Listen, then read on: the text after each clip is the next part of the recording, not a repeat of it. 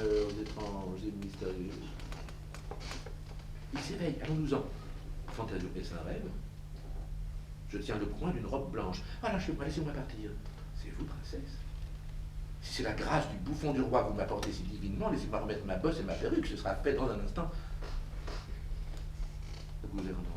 Oh, prince, que vous chiez mal de nous tromper ainsi. Ne reprenez pas de costume, nous savons tout.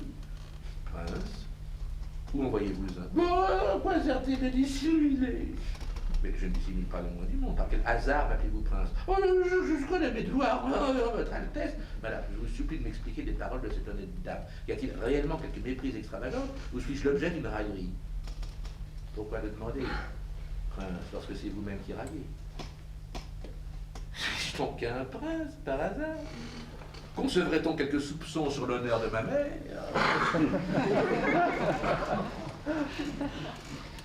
Mais alors qui êtes-vous si vous n'êtes pas le prince de Mantoue? Mon nom est Fantasio. Je suis un bourgeois de Munich. Un bourgeois de Munich. Pourquoi êtes-vous déguisé? Que faites-vous ici?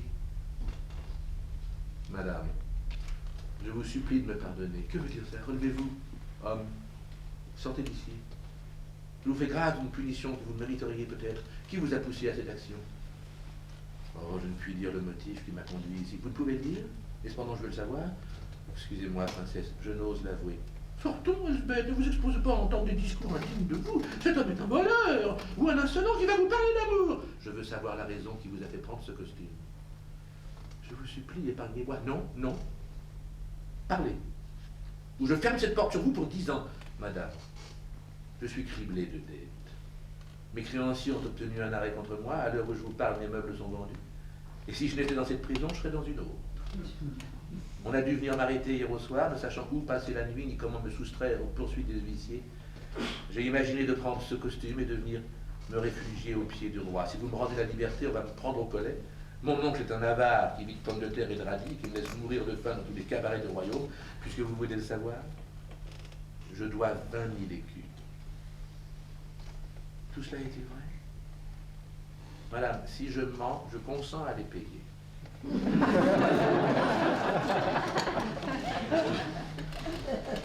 On entend un bruit de chevaux. Oh, voilà des chevaux qui passent. Ah, c'est le roi en personne. Si je pouvais faire signer un page. Oh, Flamel, Flamel. Où allez-vous donc? Le prince de Mantoue va partir. Le prince de Mantoue? Oui, la guerre est déclarée. Il y a eu entre le prince qui s'est démasqué et le roi une scène épouvantable dans toute la cour et le mariage de la princesse est rompu. Entendez-vous cela, monsieur Fantasio? Vous avez fait manquer mon mariage. Oh, Seigneur mon Dieu, le prince de Mantoue s'en va, mais je l'aurais pas vu.